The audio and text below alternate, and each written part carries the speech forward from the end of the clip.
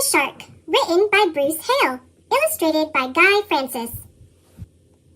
In all the wide blue seas, in all the wide blue world, the top school for fish was Theodore Roosterfish Elementary.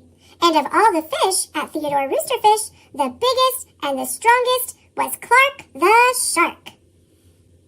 Clark loved school, and he loved his teacher, Mrs. Inky-Dink. He loved to play upsy-downsy and spin-a-ma-jig with his friends. Clark loved his life. "School is awesome!" shouted Clark the Shark. "Less shouting, more reading," said Mrs. Inky-Dink. "Lunchtime is sweet!" yelled Clark the Shark.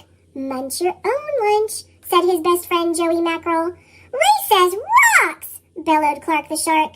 "You are playing rough, Clark," cried the other kids.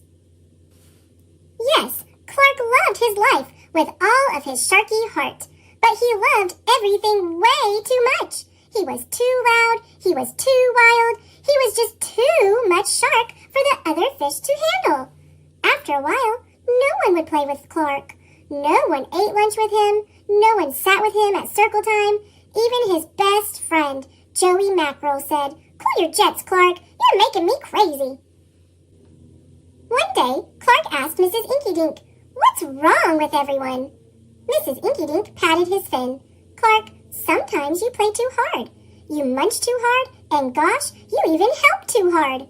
"But life is so exciting," said Clark. "There's a time and a place for everything," said Mrs. Inky-Dink. "And sometimes the rule is stay cool."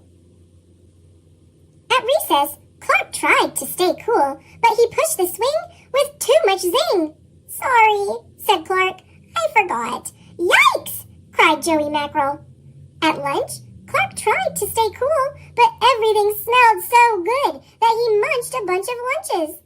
"Sorry," said Clark. "I forgot." "We're starving," said his friends.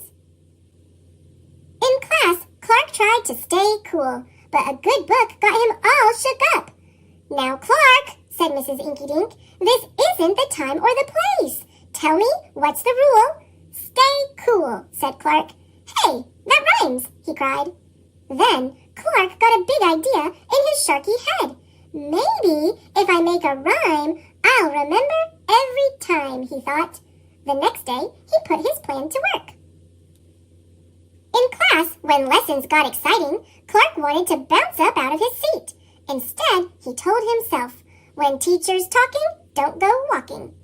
And what do you know? It worked! "Attaboy, Clark," said Mrs. Inky-Dink. Clark smiled. Lessons are fun.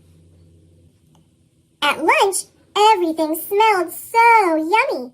When Clark wanted to eat and never stop, he told himself, "Only munch your own lunch." And it worked again! "Way to go, Clark," said his friends. Clark grinned. Lunch is fun.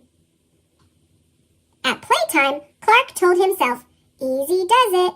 That's the way. Then my friends will let me play." And playtime was fun. Once more, Clark loved his life. But then, a shadow fell across the playground. A ginormous shadow with tentacles galore. "It's a new kid, and he looks scary," cried Joey Mackerel. "Swim for your lives!" The squid squashed the slide, and it snapped off the swings. "Oops, my bad," said the new kid. "Wait," said Clark. "He just wants to play. Let's find a way." And he swam at the new kid with all his might. Clark played harder than he ever had before. Upsy-downsy and spin-a-ma-jig. Why, he even made up a new game, Tail-Wumpa-Lumpus. "Wow, that was fun," said the new kid breathlessly, and he settled down. "If you want to come to school, you've got to stay cool," said Clark. "That's right, Clark," said Mrs. Inky-Dink, "and thanks for taking care of our new classmate, Sid the Squid." "Hooray for Clark the Shark!" everyone cheered. That night, Clark's mother asked, "What did you learn at school, dear?" "There's a time and a place for everything," Clark said. "Sometimes you stay cool. But sometimes a shark's gotta do what a shark's gotta do." Thanks for watching. Click subscribe.